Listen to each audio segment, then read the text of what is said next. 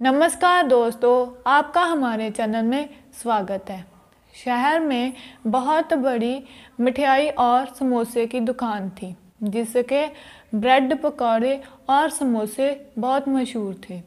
मैं पहले भी उस दुकान की तारीफ़ सुन चुका था, लेकिन जब आज किसी खास दोस्त ने कहा, भैया क्या स्वादिष्ट समोसे थे और इतने मुलायम ब्रेड पकौड़े, वह मज़ा आ गया खाने का, तो मैंने भी आज जाकर वहाँ पर लजीज समोसे और पकौड़े खाने की सोची।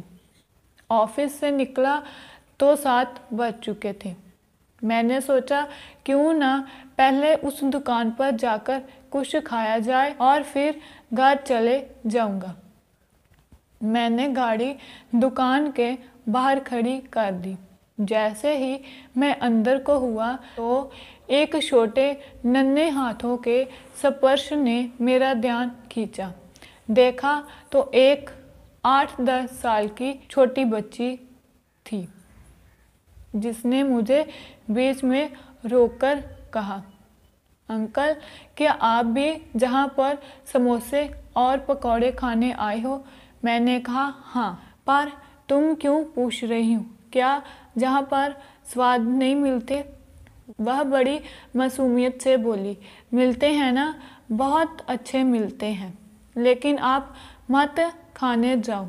मैं उसकी बात सुनकर कुछ हैरान हुआ और फिर मैंने उसकी वजह पूछी। वह बोली, अंकल जे दुकान वाले भैया मुझे और मेरे छोटे भाई को हर रात को बचे हुए समोसे और पकौड़े दे देते हैं, जिससे हमारा दिन भर का खाली पेट भर जाता है। आज बहुत कम बचे हैं, कल तो सारे ही ख़त्म हो गए थे, इसलिए हमें कल कुछ मिला ही नहीं था। मैं तो खाली पेट रह लूँगी, लेकिन मेरा छोटा भाई रोता रहता है। इतना कहकर वह रो पड़ी। मैंने पहले उसे चुप कराया और कहा, मैं तो ज़रूर समोसे और पकौड़े लूँगा। इतना कहकर मैं अंदर जाने लगा। ये सब देखकर वह परेशान हो गई। कुछ जब मैं बाहर आया तो मेरे साथ दुकानदार भी था। मैं वहाँ से जो समोसे और पकौड़े लेकर आया था, उन दोनों भाई बहन को पकड़ा दिए और कहा, आज से तुम्हें रात तक का इंतज़ार करने की ज़रूरत नहीं है। मैंने आपके दुकान वाले भैया से बात कर ली है, वह आपको समय पर पकौड़े और समोसे दे दिया करेंगी।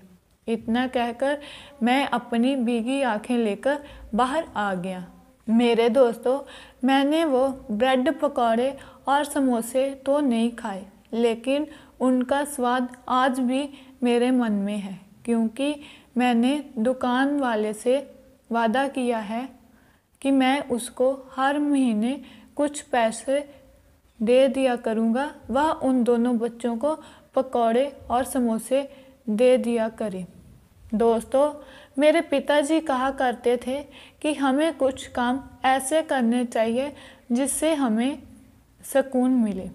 मुझे तो सचमुच सुकून मिला। भगवान ने हमें एक दूसरे के पूर्वक इसीलिए बनाया है। यदि आप समर्थ हैं तो दूसरों की मदद ज़रूर कीजिए। यकीन मानिए, आपको भी ज़रूर मिलेगा सच्चा सुकून।